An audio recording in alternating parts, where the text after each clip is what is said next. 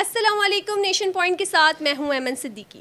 آج میں آپ کی ملاقات کرواؤں گی ایک ایسے بے نام غازی سے جو وطن کے دفاع کے لیے اپنے والدین کو بتائے بغیر جنگ کے میدان میں اتر گیا۔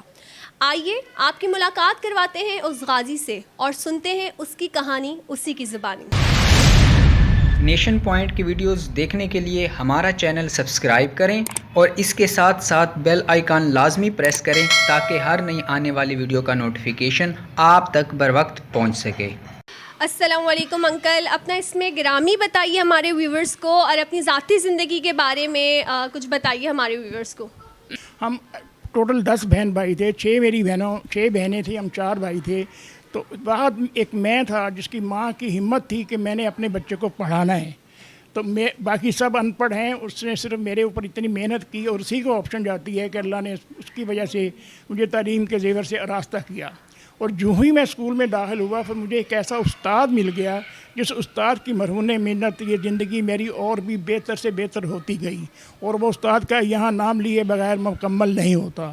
وہ رشتے میں میرے خالو تھے اور وہ پرائمری اسکول کے ہیڈ ماسٹر تھے، محمد عاشق، ہیڈ ماسٹر محمد عاشق، ایک ایسی ہستی جو بہت بڑے ذمہ دار، وہ 5 میل کا روزانہ سفر سائیکل میں کر کے پرائمری اسکول میں پہنچتے تھے۔ تو آپ مجھے بتائیے آپ کی جوانی کے دور کس طرح سے شروع ہوا، کیا آپ نے کیا؟ اس وقت ہمارے وقتوں میں لاہور بورڈ کی طرف سے اسکولوں کے میچز ہوا کرتے تھے، اسکول آپس میں ٹورنامنٹ ہوتے تھے، وہ ٹورنامنٹ کے ذریعے اچھا پلیئر باہر آتا تھا، اس لیے اسی میں کھیلتا میں اللہ نے عزت دی تو میں اپنے اسکول کا کپتان تھا۔ وہ کپتانی کی وجہ سے میں نے اسکول کو کافی محنت کر کے اس ٹیم کو بالکل آگے بڑھایا اور اس کو فائنل تک پہنچایا۔ یہ پہنچنا تھا کہ میری کارکردگی نظر پوری لاہور، جتنے بھی لاہور کی اچھی کلب تھی وہاں پہنچیں۔ آپ کے جو ساتھی تھے کرکٹ کے وقت پر وہ کون تھے اور آپ نے کرکٹ کا دور آپ کا کیسا رہا؟ وہ میرے ساتھی کرکٹر جیسے میں پہلے عرض کر چکا ہوں کہ میری کلب کے لڑکے سرفراز نواز صاحب تھے، جناب آفتاب گل صاحب تھے، وہ روحانی محمد صاحب کے ساتھ اوپننگ پاکستان کی طرف سے کر چکے ہیں، بہت اچھا بیٹسمین تھا، ایسا بیٹسمین جو اپنی کلائی اور فٹ ورک کا میں نے دوسرا پلیئر نہیں دیکھا اپنی لائف میں، وہ تھا۔ اس کے بعد میرے ساتھی پلیئروں میں جناب ذاکر بٹ صاحب تھے جو کہ ریلوے کی طرف سے اوپن کرتے تھے اور قائدین ٹرافی میں وہ ریکارڈ ہولڈر وکٹ کیپر ہیں۔ اور اس کے ساتھ جناب طارق چیمہ صاحب تھے، وہ پاکستان میں حنیم عمر کے زمانے میں سلیکٹ ہوئے ایز اے فاسٹ بولر، لیکن گڈ لک ان کی یہ نہیں ہوئی کہ جب وہ میچ شروع ہوا تو وہ بجائے 11 میں وہ 12ویں پلیئر تھے، بیٹسمین تھی۔ نیوزی لینڈ کے خلاف میچ تھا تو میں نے بولا یار ہمت نہ ہارو، اللہ مالک ہے، آج نہیں تو کل آپ کو چانس مل جائے گا، لیکن پاکستان نے اس بولر کو مس کیا۔ وہ پاکستان سے اگر وہ کھیل جاتا تو فضل محمود کے بعد وہ دوسرا فضل محمود ثابت ہوتا، وہ جیسے وہ لیگ کٹ کرتے تھے وہ بھی لیگ کٹ کرتا تھا، لیکن قسمت نے ساتھ دیا، اس کے بعد اس کو کبھی چانس نہیں ملا۔ اس کے ساتھ میرا بڑا پیار، بڑا دوستانہ رہا۔ اس طرح یہ میرے کرکٹ کے پرانے کھلاڑی ہیں۔ اچھا، تو انکل آپ نے جوانی میں کیا ملازمت کی، آپ کی کیا ملازمت تھی اور آپ کے کیا گولز تھے کہ آپ نے بڑھ کر زندگی میں یہ حاصل کرنا ہے؟ ہاں، وہ سلسلہ یوں ہوا کہ جیسے میں پہلے عرض کر چکا ہوں کہ میرے والد صاحب کا ایک حادثہ ہوا تھا تو مجھے وہ خوشحالی کے لیے اپنی محنت کرنی پڑی تھی، تو میں اپنی تعلیم کو ادھوری چھوڑ کر اللہ نے مجھے ایک ایسی نوکری کے سے نوازا جو کہ کم از کم ایف اے اسٹینڈرڈ کی تھی۔ تو میں اس وقت ایف اے کے امتحان کی تیاری کر رہا تھا، لیکن اللہ نے مجھے صلاحیت ایسی دی تھی، پھر کرکٹ کھیلتے ہوئے میری انگلش بہت اچھی تھی، تو جب میں نے ان سے انگلش میں میرے سوال و جواب ہوئے تو انہوں نے مجھے ایکسیپٹ کر لیا اور ایز اے ڈیوٹی آفیسر اس وقت میں ملازمت میں تھا۔ اور اس وقت آپ کی اجرت کیا تھی؟ اس وقت میں یہ آپ سے عرض کر دوں کہ میری اس محکمے میں دوسرے نمبر پہ تنخواہ تھی جو کہ اس وقت کے لحاظ سے 400 روپے تھی، اور میں یہاں یہ عرض کر دوں کہ وہ 400 روپے جب اس وقت مجھے ملتے تھے اس وقت اس کا 12 تولے سونا آ جاتا تھا۔ وہ میری والدہ کی گڈ لک تھی تو اللہ تعالیٰ نے ہماری سن لی، پھر میری والدہ بڑی خوش ہوئی، تو یوں ہی میرا سلسلہ چل رہا تھا کہ سن 1965 کی جنگ کا وقت آ گیا۔ تو انکل اتنا روشن آپ کا حال تھا، آپ اتنی اچھی جو ہے وہ اجرت پہ کام کر رہے تھے، کرکٹ کھیل رہے تھے، وہ دور جوانی تھا جب آپ ہر فکر سے آزاد تھے، تو ایسا کیا ہوا آپ کی زندگی میں کہ آپ جنگ کے لیے چلے گئے، وہ بھی بغیر ماں باپ کو بتائے بغیر چلے گئے؟ यही ऐसा हुआ कि जैसा 1965 की जंग का जो हवाला है, जो 6 सितंबर वाले दिन मैं अपने घर में सोया हुआ था कि इत्तेफाक से ज़बरदस्त फायरिंग की आवाज़ें आनी शुरू हुई। मैं वो गड़बड़ा के उठ बैठा, मैंने कहा या अल्लाह खैर क्या हो गया। तो जब मैं छत की तरफ आसमान की तरफ मैंने नज़र दौड़ाई तो हर तरफ गोले ही गोले, इधर आर पार सारी बड़ी ज़बरदस्त शैलिंग थी। तो मैं घबरा गया। उस साइड की तरफ से एक जीप आई जिसमें आर्मी के दो बंदे सवार थे। वो जैसे हमारे करीब आए तो उस जीप में वहाँ पर आके ब्रेक लगाई।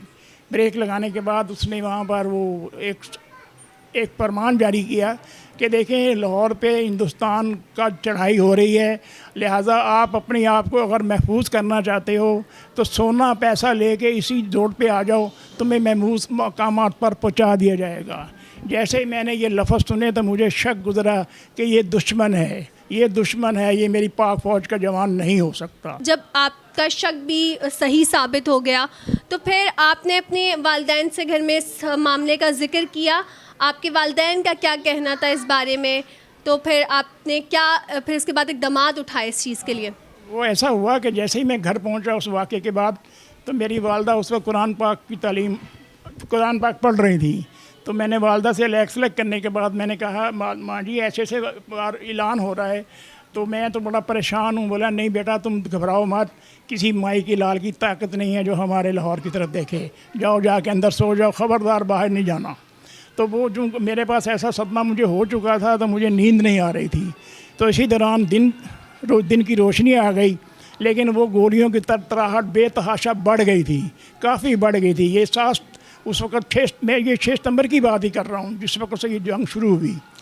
तो जैसे ही वो गोलियों की बौछार बढ़ी तो हमने आपस में ना सब जो पढ़े लिखे नौजवान थे, हमने एक तंजीम बनाई कि यार इस वक्त मुल्क के ऊपर इस किस्म की बात है तो हम ऐसे लड़के बनाएं जो कि गली मोहल्ले में फैल जाएं और ऐसे मशकूक शख्स को पकड़ के सामने हमारे पुलिस स्टेशन है उसके हवाले करें ताकि हमारा मुल्क इनसे बचे।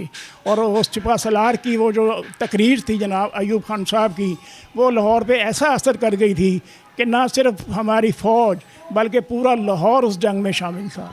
तो ये आपकी खुद साख्ता एक टीम आप लोगों ने लड़कों के साथ मिलकर तैयार की, तो इसमें उस वक्त आपकी सरबराही कौन कर रहा था? और मतलब ज़ाहिर सी बात है आप एक आम शहरी थे जिसने कभी इस तरह का कोई समा नहीं देखा था, तो आपको डर महसूस नहीं हुआ? और आपने किस तरीके से क्या काम किया, क्या हिकमत अमली इख्तियार की? बताता हूँ, मुझे ज़रा भी डर महसूस नहीं हुआ, बल्कि 7 सितंबर को मैं एक टीम की तरफ से इनवाइटेड था एज ए क्रिकेट खेलने के लिए। तो वो मैच था शाहजमाल मज़ार है एक मशहूर व मारूफ जगह, उसके साथ बहुत बड़ी क्रिकेट ग्राउंड थी। तो वहाँ मैं 7 सितंबर की बात है, मैं क्रिकेट मैच खेल रहा था। क्रिकेट मैच खेलने के बाद हम लोग जब वापस हुए तो वो शाहजमाल का मज़ार निकलते ही सामने एक बहुत लंबी दीवार थी, उस दीवार के पास हम 6-7 लड़के खड़े हुए थे।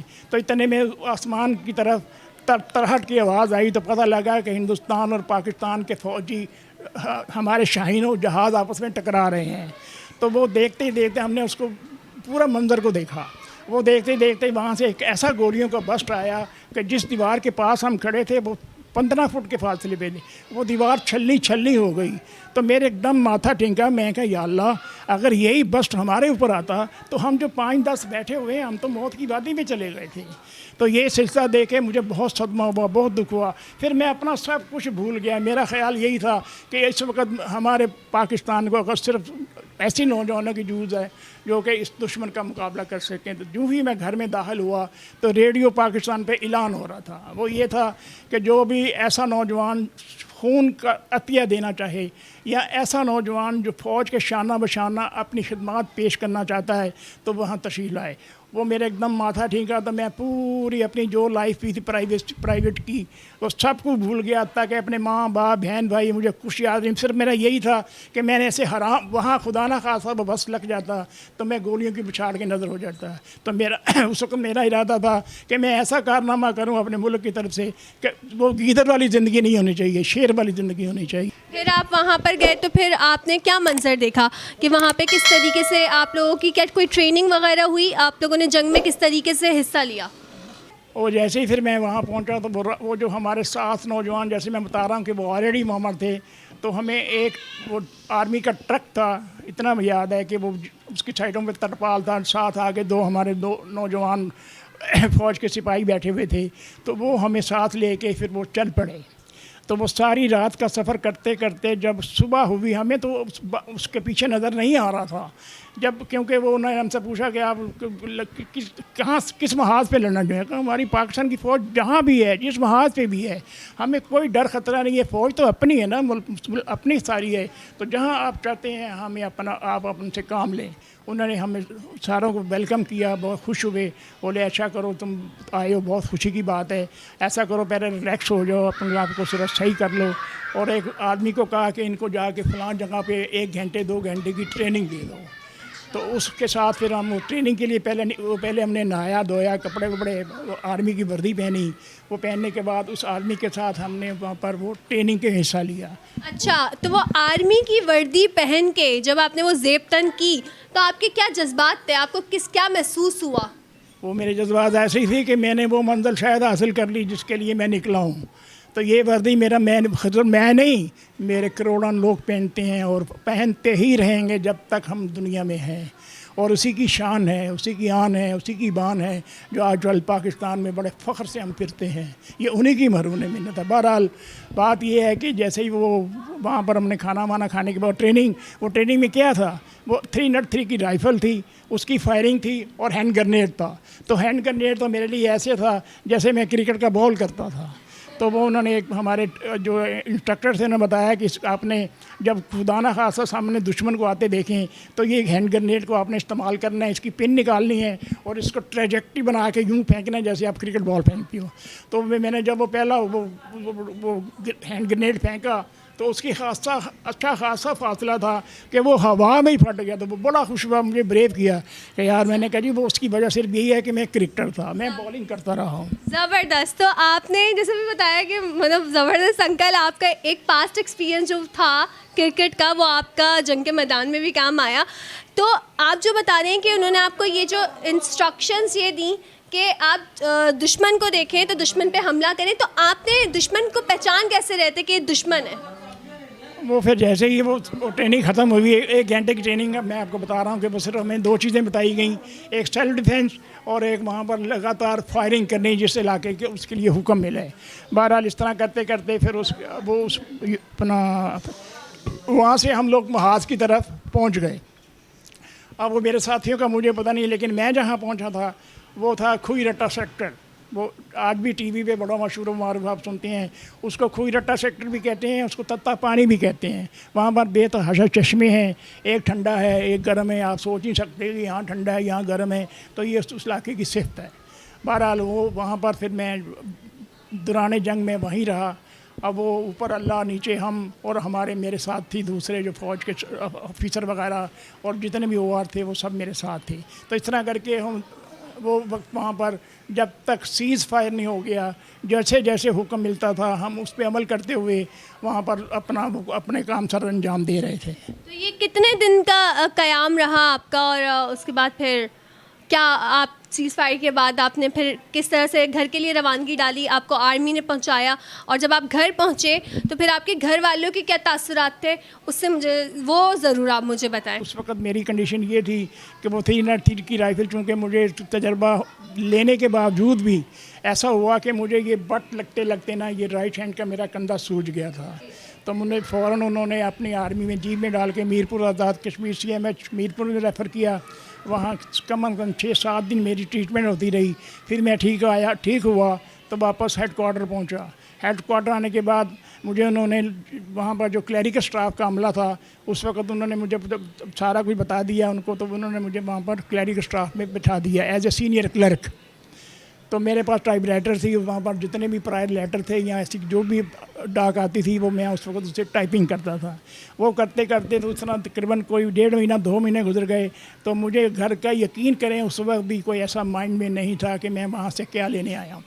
بہرحال پھر ایک دم اتفاق ایسا ہوا کہ جب میں نے کہا یار ٹائم دیکھا وقت دیکھا تو کافی گزر گیا. تو میں کہا میری ماں تو بہت پریشان ہوگی. تو میں نے پھر اس وقت اپنے گھر پہ اطلاع دی کہ فکر نہ کرنا، میں زندہ ہوں، میں یہاں پر اس وقت یہاں پر ہوں. وہ مجھے اطلاع کرنی تھی کہ میرے پاس خطوں کتابت کا سلسلہ شروع ہو گیا. پھر وہ ایسے ایسے خط و کتابت شروع ہوئی کہ میری والدہ کے آنسوں سے بھرے ہوئے خط ہوتے تھے، تو میں پریشان ہو گیا۔ تو پھر آپ اپنے گھر پہ پہنچے اور اس کے بعد آپ کو آرمی کی طرف سے یا حکومت پاکستان کی طرف سے کوئی انعامات سے نوازا گیا یا نہیں نوازا گیا؟ اور گھر پہنچنے کی منظر کشی ضرور کیجیے گا۔ نماز سے پہلے کچھ بات اور ہے، میں وہی عرض کر دوں کہ وہ جیسے ہی میری والدہ کے خط آنے شروع ہوئے تو میں پریشان ہو گیا۔ تو میں نے اپنے آفیسروں کو، وہ جو میری یونٹ کے لوگ تھے، وہ جو بڑے رینک کے آفیسر تھے، میں نے ان سے بات کی کہ دیکھیں ایسے ایسے بات ہے۔ میں اس وقت جب سول میں تھا تو میری اچھی خاصی فوج تھی، میری والدہ خوشحال تھی۔ آج میرے نہ ہونے کی وجہ سے، کیونکہ میں گھر کا بہت میل ممبر تھا جس کے اوپر میری والدہ بھروسہ کرتی تھی، تو آج چونکہ میں وہاں نہیں ہوں تو نہ اس کو وہ تنخواہ دینے والا ہے، نہ کچھ کرنے والا ہے، تو میری ماں پریشان ہو گئی ہے۔ آپ کی مہربانی مجھے یہاں سے ڈسچارج کروا دیجیے، کیونکہ جنگ ختم ہے۔ جنگ ہے تو میں آج بھی حاضر ہوں، جنگ ختم ہے، اس لیے میں چاہ رہا ہوں میں سول میں پھر جا کے اپنے آپ کو وہاں شناخت کراؤں اور اپنی ماں کا ساتھ دوں، اپنے باپ کا ساتھ دوں۔ تو پھر اللہ کا فضل ہوا، انہوں نے کیمل پور ہمارا ہیڈ کوارٹر تھا جیلم سائٹ پہ، تو وہاں انہوں نے خط لکھا، وہاں سے مجھے جواب آیا کہ اس کو فوراً یہاں پر بھیج دیا جائے۔ اس طرح کر کے میں وہاں کیمل پور پہنچا۔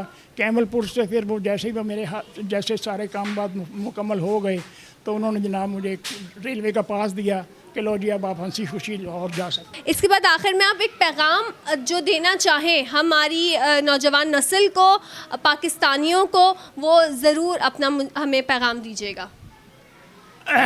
جب میں پھر وہاں گھر پہنچا تو وہ میں کیا منظر پیش کروں کہ جب ایک ماں اپنے بچے کو 2 ڈھائی 3 مہینے کے بعد ملتی ہے تو وہ تو ہر کوئی جانتا ہے جو کو اپنی ماں کا درد ہے، وہ درد نہیں ہے تو وہ بچہ کچھ نہیں جانتا۔